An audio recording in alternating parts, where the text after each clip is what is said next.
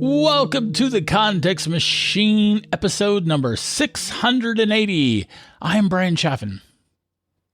And I'm Jeff Gamet, and I'm just as amazed as everyone else that it only took us 78 years to get to episode 680. Yes, I was just thinking about our epic record of recording shows. Yeah, we are on a roll. And you can check out all the shows on a roll at contextmachine.io. Yes, you can. And you can also use contextmachine.io to reach out to us, or you can find us on Mastodon at Context Machine and on Blue Sky at contextmachine.bsky.social. Also, today's episode is sponsored by Rogue Amoeba. 78 years, going strong with a fantastic sponsor. Yes, and we will tell you more about Rogue Amoeba later in the show. Woohoo! Speaking of epic faceplants. Wait, I gotta go. I hear my mom calling. So, do you remember last week when we were talking about the excellent Andor series, the Star Wars Andor thing, and we were talking about the Gorman language, and you told me something that was incorrect. No, I told you something that's correct. I was given wrong information in an interview. The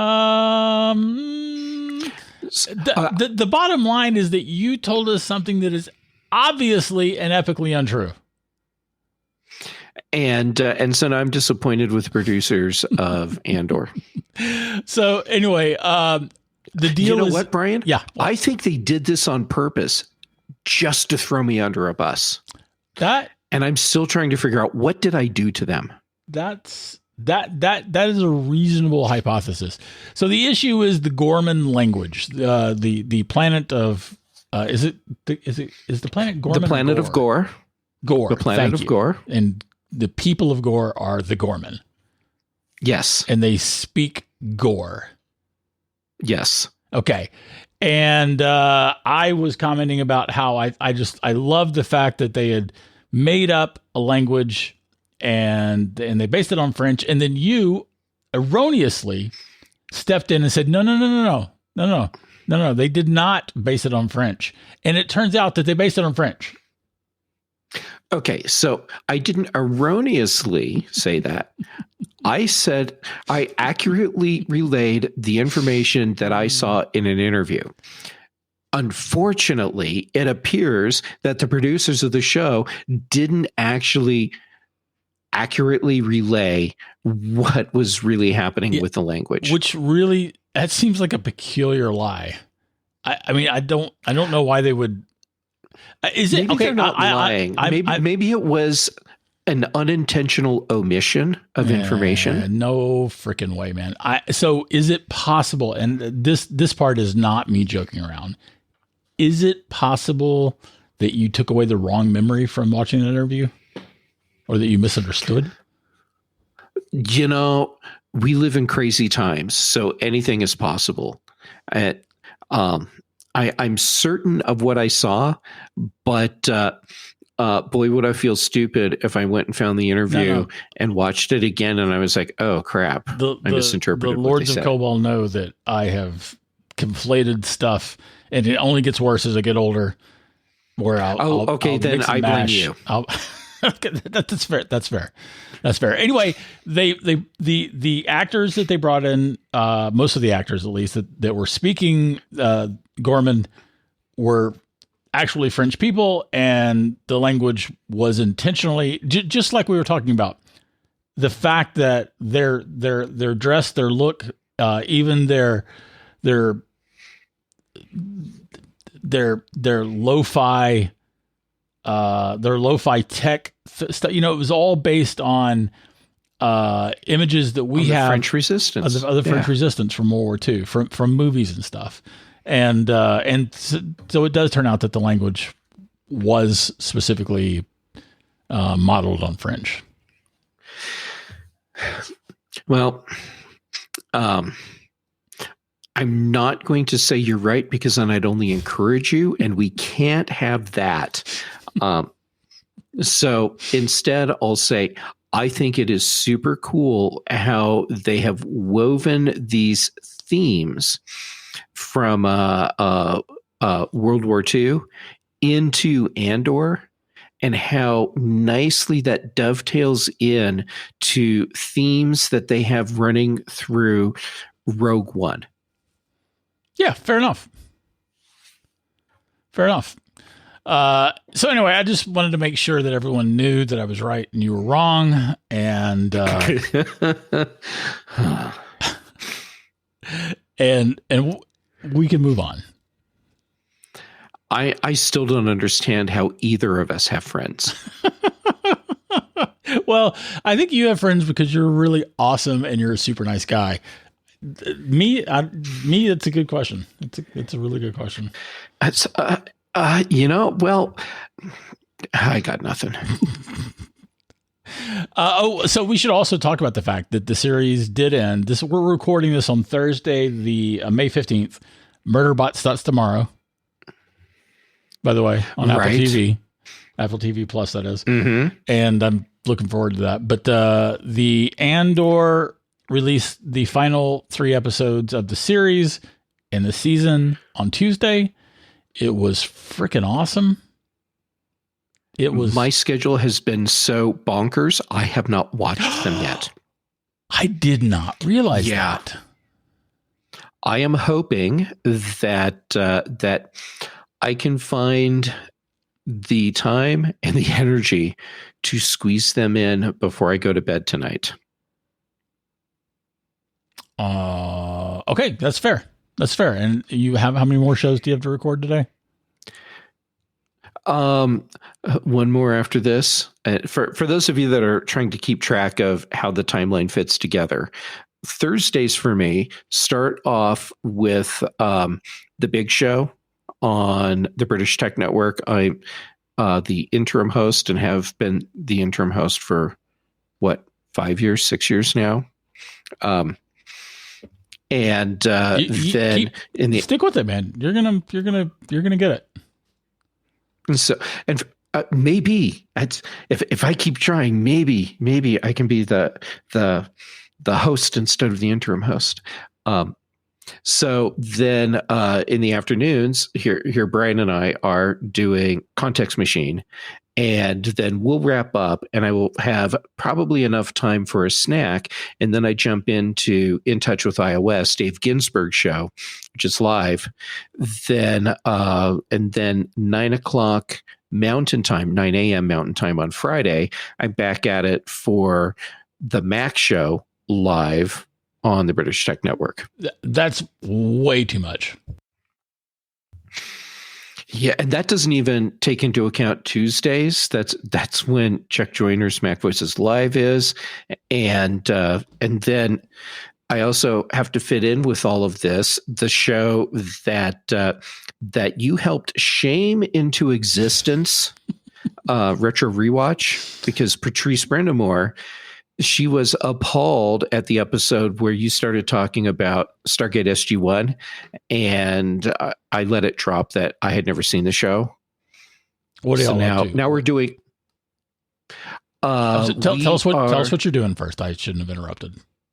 Oh no, that's fine. So for that one, we're watching Stargate SG-1 episode by episode, and then talking about each one. And it's fun because we're talking about it from Patrice's perspective as someone who's seen the series multiple times, and my perspective as someone who has just watched whatever episode we're talking about. And I have perspectives on things that are happening in the show that of course are way off base, but that's only because I don't know the rest of the series. And I have perspectives that I bring to the show that didn't occur to Patrice simply because it's my first time watching it. And we're having a lot of fun with that. But yeah, you're to blame for that one, Bryan, because you were appalled and called it out. And then Patrice was appalled and instead of just using it as an opportunity to make fun of me. And to be fair, that makes for a good show. So well done on you for making fun of me. You're welcome. Yeah. So what if y'all are going to do a show per episode? That means you will soon have more episodes than the Context Machine. Well, how long did Stargate SG-1 run? That was like 8 years or something. It was 10 seasons. The 10 seasons and like 20-ish episodes. Yeah, it started off with 20 or 22, and then quickly went down to 20. And the last couple of seasons were, I think, 16 and 18 and 16 episodes. The show was ending as seasons were shrinking. Okay. So yeah, there's a lot of episodes. We are a little more than halfway through season 2, I believe. Cool. With our episodes right now. Have you watched ahead? No, I watch each episode. Oh, because you actually watched the first season though, as I recall. You watched you kind of binged the first season. Well, I wouldn't say binge, but I did watch the first season kind of fast. And but then you stopped. But we were watching. We were recording episodes at that point to here's sausage being made, people. Patrice and I recorded way ahead so that we'd have a bunch of episodes banked, so that if we had a window where our schedules were messed up and we couldn't record some, we wouldn't have points where there was like weeks without an episode. So I kind of had to watch season 1 pretty fast because of how quickly we were trying to record. Well, so my real question is, why you've got all these shows, why in the heck do you waste your time recording this with me? You have all these lovely, fantastic people, and you choose to spend some of your time with me. Well, I mean, it's, I got nothing. Actually, Bryan, I love you, man. You are a wonderful friend, and I genuinely enjoy our time together. Same. And don't forget, every time I say that, you have to send me $20. Yeah, I genuinely enjoy the time we spend together. How y'all recorded shows ahead of time? I've got envelopes full of $20 addressed to you. Ready to go. Stacked up. Yeah, ready to go. Yeah. All right. So let's talk about Tint D real quick. Can we do that? Fine, whatever. No, actually, yes. This is a thing you dropped in my lap digitally just a few days ago. And my first reaction was, why would I want this when I can do this myself with Affinity Photo or Photoshop? And then it occurred to me, not everyone can do this with Affinity Photo or Photoshop. And it suddenly became like really cool. But wait. Do the rewind sound. Whoa, Bryan, I haven't heard about this before. Please tell me about this amazing thing. So Jean-Baptiste Beau reached out to me. He is the developer behind Oniri Inc. It could be Oniri. I don't know how to pronounce it, but it's Oniri Inc. He is a Mac developer, an independent Mac developer, and he was pitching me. He was pitching me as the editor of the Mac Observer, so I fixed that. But he's made an app that makes it super easy to make basic changes to your icons on your Mac, your folder icons. And that's it. And it's a free app. That's it, but it's way cooler than Bryan made it sound. Okay. And to be fair, you made it sound cool. So, okay, Bryan, here's the thing that stood out to me as the real killer feature on this. So you remember in the old days of Mac OS, like System 8 and System 9, where you could select a folder, and when you would do the flag thing on it, it would change the color of the whole folder. Mm-hmm. But you had a limited selection of colors to choose from. But that was cool. You could physically change the color of a folder. Well, digitally, physically change the color of a folder without having to set up new icons. And that's a thing that's been lost in going back several versions of Mac OS X. And this app, you can go in and change the color of a folder, but you can make it any color you want. And that's super cool for organizing. You can use a color picker even. Wait, that may not be true. Let me. Well, it has some form of color picker. Oh yeah, it's got color sliders. Without that, there you go. So that is technically a color picker. Yes. I'm trying to make it sound like you knew what you were saying. So work with me here. That's fair. So, by the way, while we were talking about it, I realized, and I should have realized this from the get-go because it's right there in front of me, that you can also put an icon on your folders, and that you can choose from the Lucida and SF symbols. So the font-based symbols, you can use those, but you can also use emojis, which is cool. Yeah, that's I love that, and it's just super easy and simple. And you can make them bigger or larger. You can choose any emoji, and so if your deal is color coding, if your deal is using emojis or symbols to make these just changes, customizing. Yeah, you can upload your own images to the app to do this, and everything's local, right? It's not loading stuff up to a server, at least as far as I know. And it's just a nice fun app, and it's free. It is. And it's for your Mac. Yay! And to bring it back full circle to the part that you edited out, what I have been doing historically to customize folder icons. I open up Affinity Photo and I make the graphic that I want for the folder icon, which could be a folder that has whatever color I want on it. And then I save that file out, and then I do a get info on the folder, and then I paste in the new icon. And so it's a thing that you can do, but holy crap, this is way faster and easier, especially if you're not comfortable with image editing apps. I'm super comfortable with image editing apps, but this is just so fast and simple. It's really, really easy to use. And there are a couple of videos that play on the Mac App Store page for this that, basically show you what to do. It's cool. Check it out. We'll have a link to it in the show notes.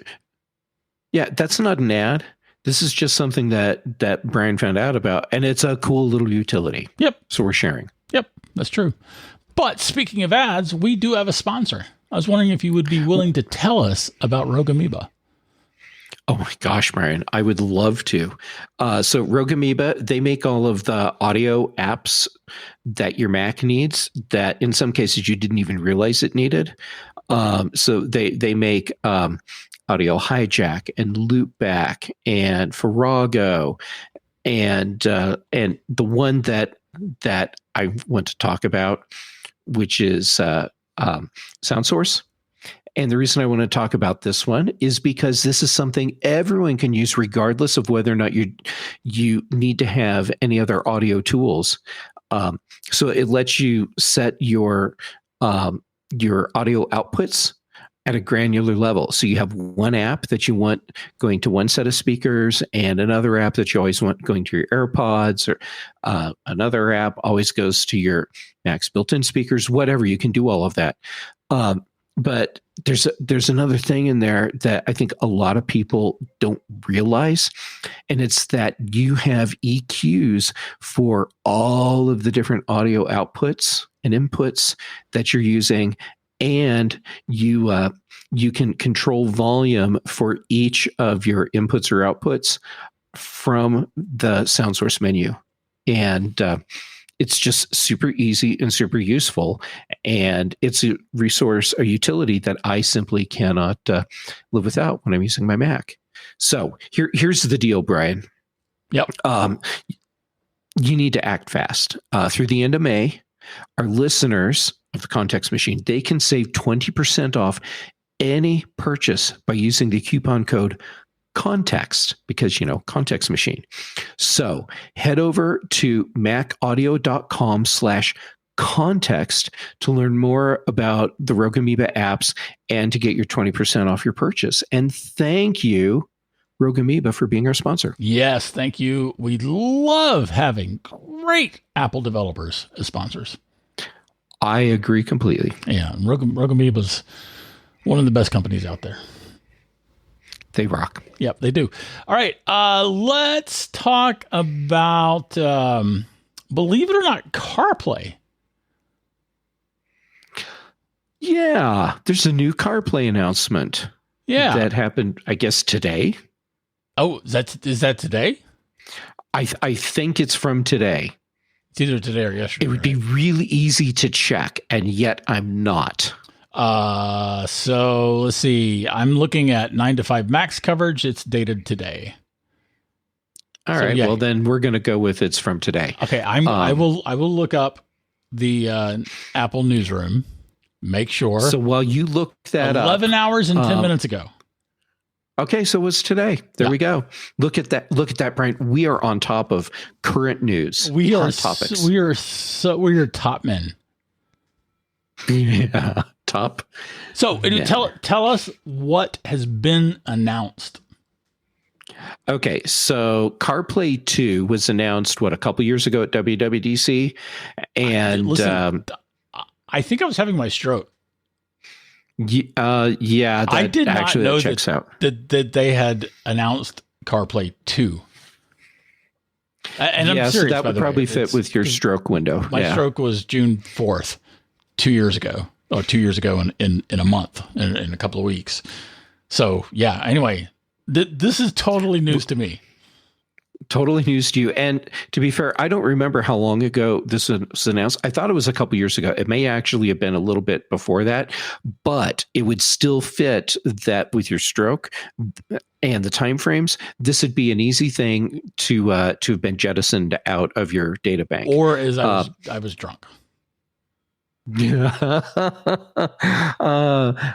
People drink responsibly, and what makes that really funny to me is that Bryan actually doesn't drink. Oh, right. Right.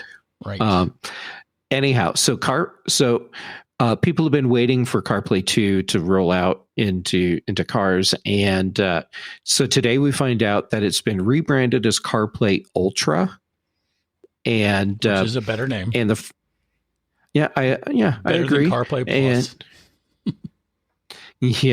Or CarPlay Max. Yes. CarPlay SE. That CarPlay Air. CarPlay Air. That's the one for scooters. Anyhow, that's funny. Yeah. So it's a thing, and it's actually rolling out now. And the timing. Well, I know a lot of people have been saying, it's so delayed. I can't believe it. No, it takes a long time to get a car from design through production and then actually shipping. So the time frame seems totally reasonable to me. But first vehicle to get it, Bryan, you should go pick up too.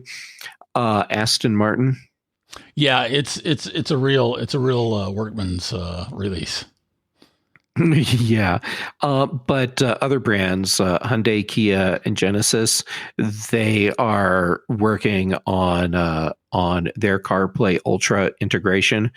And there's also going to be software updates coming out for existing CarPlay compatible cars.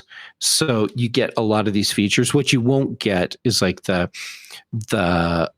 digital dashboard part.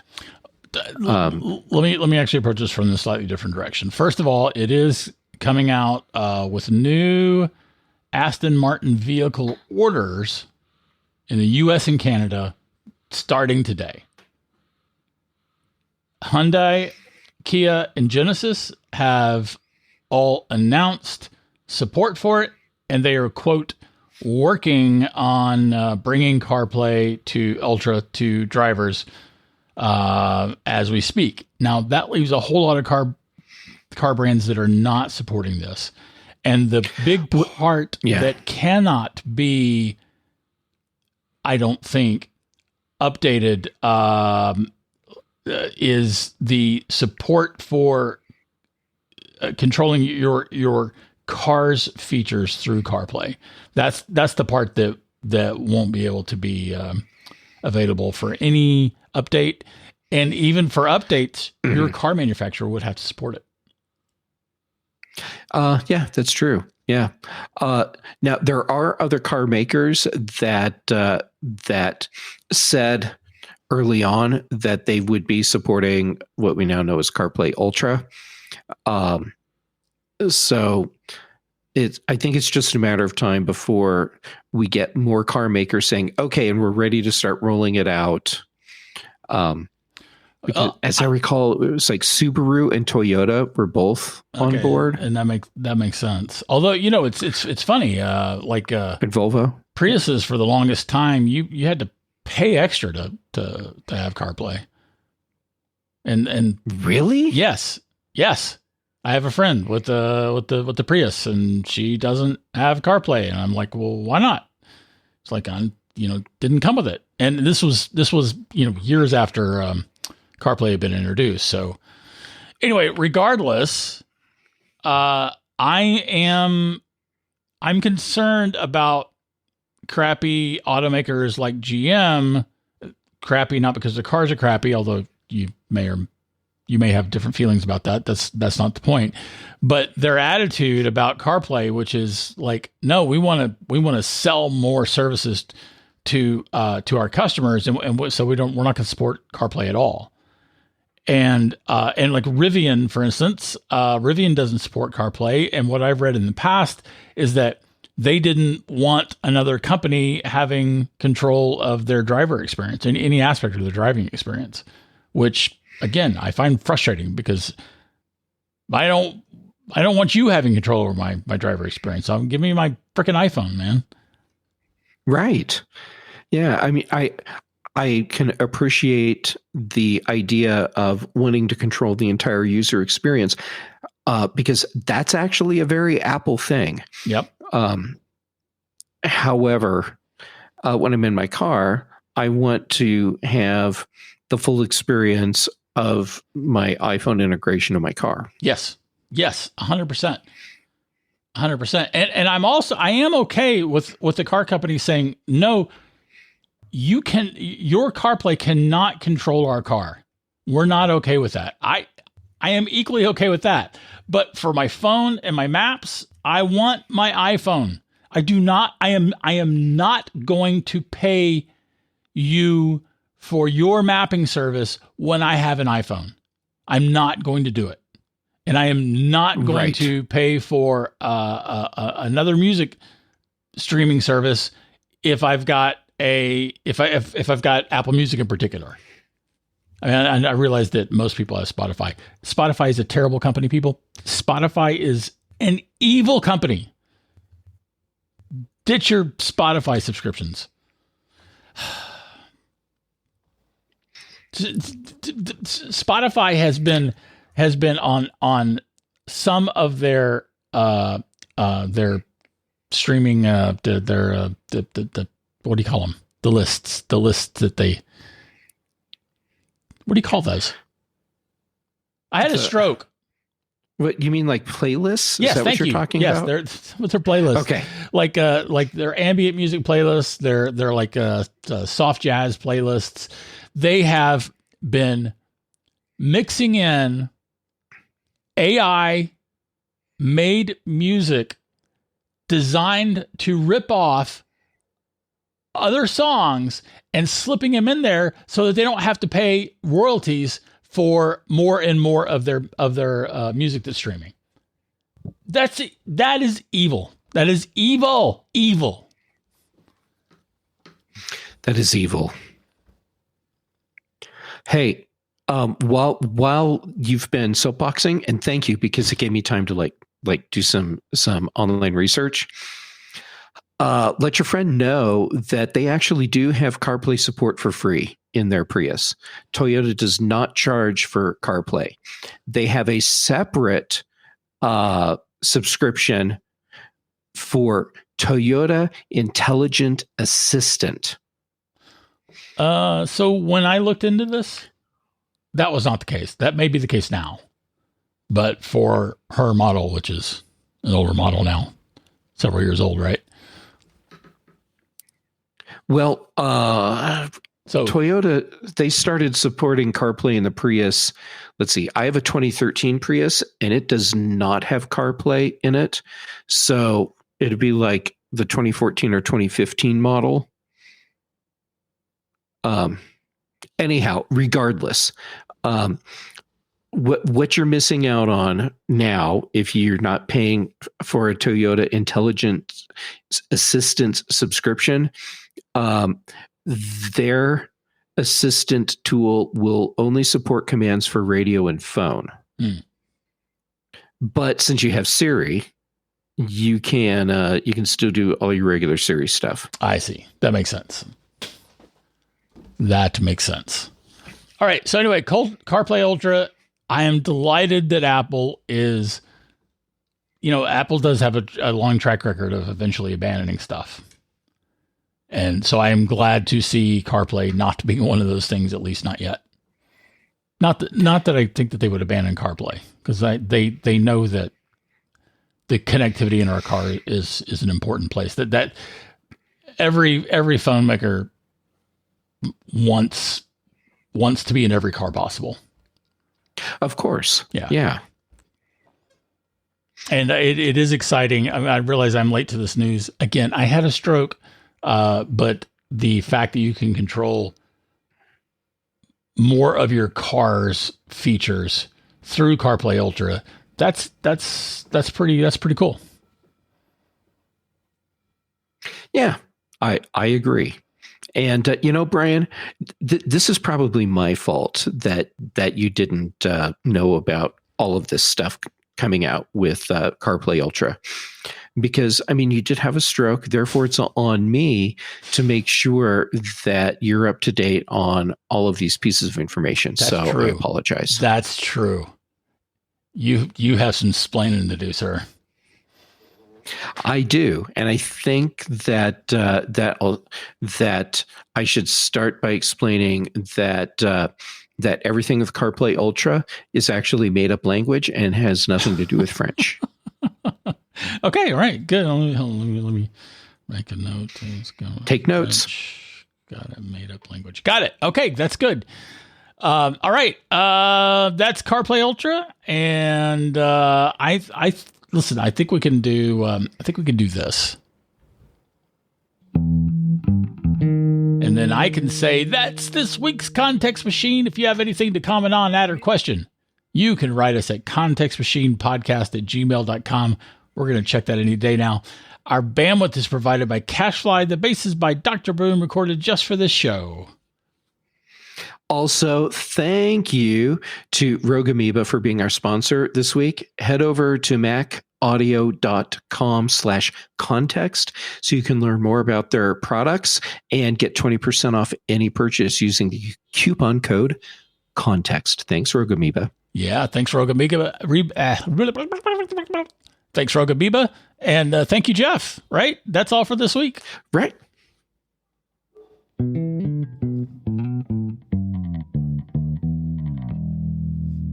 Yeah, top man. Yeah.